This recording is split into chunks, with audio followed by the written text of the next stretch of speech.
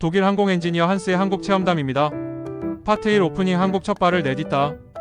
독일 미넨에서 20년간 항공기 설계를 담당해온 엔지니어 한스 밀러. 그는 세계 각국의 공항을 누비며 살아온 베테랑이었다. 루프트한자, 에어프랑스, 영국항공, 수많은 항공사의 기체를 점검하며 전 세계를 돌아다녔던 그에게 한국은 그저 업무상 들러야 할 또 하나의 경유지일 뿐이었다. 하지만 인천국제공항에 발을 내딛는 순간 그의 생각은 완전히 바뀌기 시작했다. 안녕하세요. 저는 독일에서 온 항공 엔지니어 한스입니다. 솔직히 말씀드리면 한국에 오기 전까지는 아시아 국가들에 대한 편견이 있었어요. 개발도상국 정도로만 생각했거든요. 그런데 인천공항에 도착한 순간 제 눈을 의심했습니다. 이곳이 정말 공항인가요? 아니면 미래 도시인가요? 천장이 이렇게 높고 웅장한 공항은 프랑크푸르트에서도 본 적이 없었어요. 더 놀라운 건 모든 안내표지가 한국어, 영어, 중국어, 일본어로 완벽하게 되어 있다는 점이었습니다. 독일 공항도 이 정도로 친절하지는 않거든요. 그리고 공항철도를 타고 서울 도심으로 향하는데 기차가 이렇게 조용하고 빠를 수가 있나요? 유럽의 고속철도와 비교해도 전혀 뒤처지지 않더군요. 창밖으로 보이는 한강과 고층 빌딩들을 보면서 내가 한국을 완전히 잘못 알고 있었구나라는 생각이 들기 시작했습니다.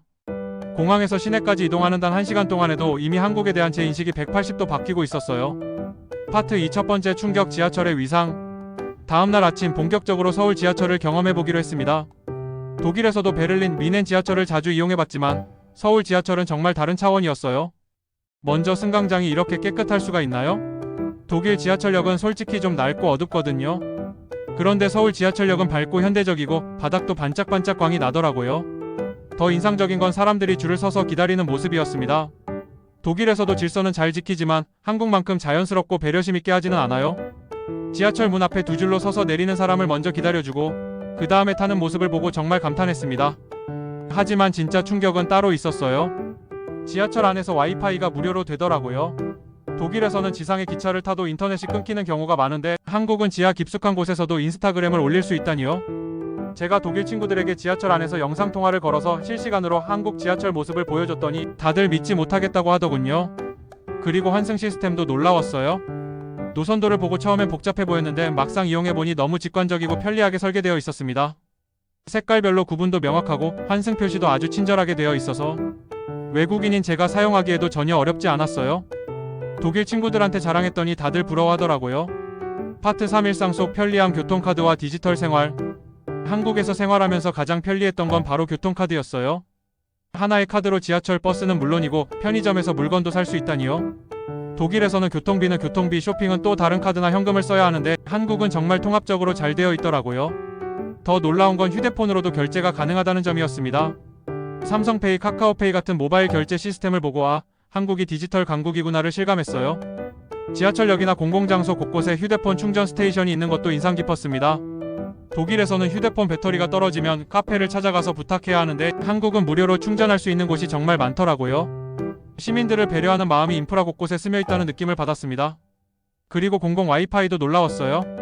서울시 전체에서 무료 와이파이를 제공한다니요. 독일에서는 상상도 할 수 없는 일이에요. 길을 걸어가다가 구글맵을 확인하려고 하면 항상 와이파이를 찾아 헤매야 하는데 한국에서는 그런 걱정이 전혀 없었어요. 정말 미래에 와 있는 기분이었습니다. 기술이 사람들의 일상을 이렇게 편리하게 만들 수 있구나 하고 깊이 감탄했어요. 독일도 기술 선진국이라고 자부하지만 일상 속 디지털 편의성에서는 한국이 훨씬 앞서 있다는 걸 인정할 수밖에 없었습니다. 파트 4 두 번째 충격, 미친 배달 속도. 한국에서 지내는 동안 현지 친구 집에서 머물게 되었는데 어느 날 밤 11시가 넘어서 배가 고팠어요. 독일이었다면 이미 모든 상점이 문을 닫았을 시간이죠. 그런데 한국 친구가 치킨 시켜 먹자고 하는 거예요. 이 늦은 시간에 음식 배달이 가능하다고 해서 깜짝 놀랐습니다. 더 놀라운 건 배달의 민족이라는 앱을 보여주는데 선택할 수 있는 음식점이 수백 개나 되더라고요. 한밤중인데도 말이에요. 치킨을 주문하고 나서 언제쯤 올까요? 라고 물어봤더니 20-30분 정도라고 하더군요. 독일에서 피자 배달을 시키면 보통 1시간에서 1시간 반 정도 걸리거든요. 그것도 낮 시간에 말이죠. 그런데 정말로 주문한 지 20분 만에 따끈따끈한 치킨이 도착했어요. 저는 농담 반 진담 반으로 헬리콥터로 가져온 거 아니냐? 고 말했더니 친구가 웃으면서 한국에서는 이게 당연하다고 하더라고요. 배달 기사님도 정말 친절하셨고 심지어 문 앞까지 와서 전해주시더라고요. 이후에 배민, 쿠팡이츠, 요기요 같은 다양한 배달 앱들을 보면서 깨달았어요. 한국은 단순히 IT 기술이 발달한 게 아니라 생활 인프라 자체가 디지털화되어 있다는 것을요. 독일에서는 배달 음식을 시키려면 전화를 걸어야 하고 메뉴판을 찾아야 하고 현금을 준비해야 해요. 하지만 한국은 앱 하나로 주문부터 결제까지 모든 게 해결되고 심지어 실시간으로 배달 현황도 추적할 수 있더라고요. 이런 시스템을 보면서 한국이 정말 미래를 살고 있구나라는 생각을 했습니다. 파트 5 편의점 문화 24시간 열린 작은 한국. 한국에서 정말 놀라웠던 것 중 하나가 바로 편의점 문화였어요. 독일에서는 일요일이면 대부분의 상점이 문을 닫고 평일에도 저녁 8시면 문 닫는 곳이 많거든요. 그런데 한국의 편의점은 24시간 열려 있다는 거예요. 처음엔 단순히 오래 여는구나 정도로만 생각했는데 막상 이용해보니 편의점이 아니더라고요. 새벽 2시에 배가 고파서 근처 편의점에 갔는데 라면을 끓여 먹을 수 있는 공간이 있더라고요. 독일 편의점에서는 상상도 할 수 없는 일이에요. 그리고 단순히 라면만 파는 게 아니라 도시락, 삼각김밥, 샐러드까지 진짜 식사가 가능한 음식들이 가득했어요. 맛도 집에서 해먹는 것과 비교해도 전혀 뒤처지지 않더라고요. 더 놀라운 건 편의점에서 할 수 있는 일들이었어요. 택배 보내기 받기는 물론이고 공과금 납부, 은행 업무, 심지어 콘서트 티켓까지 예매할 수 있다니요.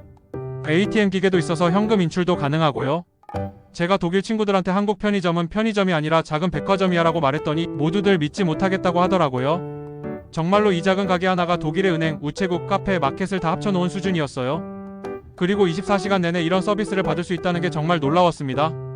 한국 사람들에게는 당연한 일상이겠지만 외국인인 저에게는 정말 신기하고 편리한 문화 충격이었어요.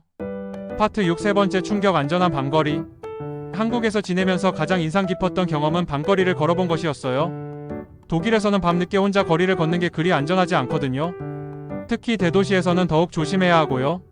그런데 서울 한복판을 새벽 2시에 혼자 걸어보니 이상하게 무섭다는 생각이 전혀 들지 않더라고요. 먼저 거리가 너무 밝았어요. 네온사인, 가로등, 24시간 편의점 불빛 때문에 밤인데도 환하더라고요. 그리고 CCTV가 곳곳에 설치되어 있어서 안전하다는 느낌이 들었어요. 독일에서는 개인정보 보호 때문에 CCTV 설치를 꺼리는 편인데 한국은 시민 안전을 위해 적극적으로 활용하고 있더군요. 가장 놀라웠던 건 홍대 근처 카페에서 본 광경이었어요. 사람들이 노트북과 휴대폰을 테이블에 그대로 두고 화장실을 가거나 담배를 피우러 나가는 거예요. 독일에서는 절대 있을 수 없는 일이에요. 잠깐이라도 자리를 비우면 물건이 사라질 수 있거든요. 그런데 한국에서는 아무도 남의 물건을 건드리지 않더라고요. 이게 얼마나 큰 문화 충격이었는지 모르겠어요. 한국 친구한테 정말 안전하다고 말했더니 우리는 그냥 당연하게 생각해왔는데 외국에서는 그렇지 않구나라고 하더라고요. 저는 그때 깨달았어요. 안전이라는 건 돈으로 살 수 없는 정말 소중한 사회 자산이라는 것을요. 한국은 경제 발전뿐만 아니라 사회 안전 측면에서도 정말 모범적인 나라더군요. 밤늦게 거리를 걸으면서도 전혀 불안하지 않은 나라가 세상에 얼마나 될까요? 파트 7 한국인의 정, 따뜻한 만남. 한국에서 가장 잊을 수 없는 경험은 한국인들의 따뜻한 마음을 직접 체험한 것이었어요. 어느 날 명동에서 길을 잃었는데 지도 앱을 보면서 헤매고 있었거든요. 그때 지나가던 한 아주머니가 제게 다가와서 어디 가세요? 라고 물어보시더라고요. 영어로 I'm looking for 라고 대답했더니 영어를 잘 못하시는데도 손짓 발짓으로 길을 알려주려고 하시더군요. 그런데 단순히 길만 알려주신 게 아니라 직접 그 장소까지 데려다 주신 거예요. 바쁜 시간대였는데도 불구하고 외국인인 저를 위해 10분 넘게 함께 걸어주셨어요. 독일에서도 친절한 사람들이 많지만 이렇게까지 해주는 경우는 거의 없거든요. 도착해서 정말 고맙다고 인사드렸더니 괜찮다 하시면서 웃으며 가시더라고요. 이런 경험이 한 번만 있었던 게 아니에요. 지하철에서 짐을 들어주시는 분들, 식당에서 주문을 도와주시는 분들, 길에서 사진을 찍어주시는 분들, 정말 많은 한국인들이 저에게 친절을 베풀어 주셨어요. 처음에는 단순한 친절이라고 생각했는데 나중에 한국 친구가 우리는 이걸 정이라고 불러라고 설명해 주더라고요. 정이라는 단어를 처음 들었을 때는 잘 이해가 안 됐는데 한국에서 지내보니 정확히 무슨 뜻인지 알겠더라고요. 단순한 친절이나 예의가 아니라 진심으로 다른 사람을 배려하고 따뜻하게 대하는 마음이더군요. 독일 사람들도 냉정하지는 않지만 한국처럼 이렇게 자연스럽고 따뜻한 관심을 보여주지는 않아요. 이런 한국인들의 정 때문에 한국이 더욱 매력적으로 느껴졌습니다. 파트 8 에필로그 한국을 떠나며. 한국에서 보낸 2주는 제 인생에서 정말 소중한 시간이었어요. 처음 한국에 올 때는 단순히 업무상 들러야 할 곳 정도로만 생각했는데 떠날 때는 정말 아쉬웠습니다. 공항으로 가는 길에 그동안 경험했던 일들을 하나하나 되돌아보니 한국은 제가 생각했던 것과는 완전히 다른 나라였어요. 한국은 단순히 빠르고 편리한 나라가 아니었습니다. 물론 기술도 발달했고 인프라도 잘 갖춰져 있어요. 하지만 그보다 더 중요한 건 이 모든 것들이 사람들을 위해 존재한다는 점이었어요. 기술이 기술을 위해 있는 게 아니라 시민들의 삶을 더 편리하고 안전하게 만들기 위해 존재하더라고요. 그리고 무엇보다 사람들이 따뜻했어요. 한국인들의 정은 정말 특별한 문화였습니다. 독일로 돌아가는 비행기에서 창문으로 한국을 내려다보며 생각했어요. 내가 전 세계를 다녀봤지만 한국은 정말 살고 싶은 나라 1위다라고요. 기술과 전통이 조화롭게 어우러지고 빠른 발전 속에서도 사람의 온기를 잃지 않은 나라. 그리고 무엇보다 안전하고 편리한 나라. 한국은 정말 자랑스러운 나라였습니다. 독일 친구들에게 한국 이야기를 해주니 모두들 부러워하더라고요. 다음에는 우리도 한국에 가보고 싶다고 말하는 친구들이 많았어요. 저는 자신있게 말할 수 있어요. 한국은 세계 어느 나라와 비교해도 전혀 뒤처지지 않는, 오히려 많은 면에서 앞서가는 정말 멋진 나라라고요. 한국 여러분, 여러분의 나라 대한민국 정말 자랑스럽지 않으신가요? 저는 한국이라는 나라를 알게 되어 정말 행복했습니다. 감사합니다.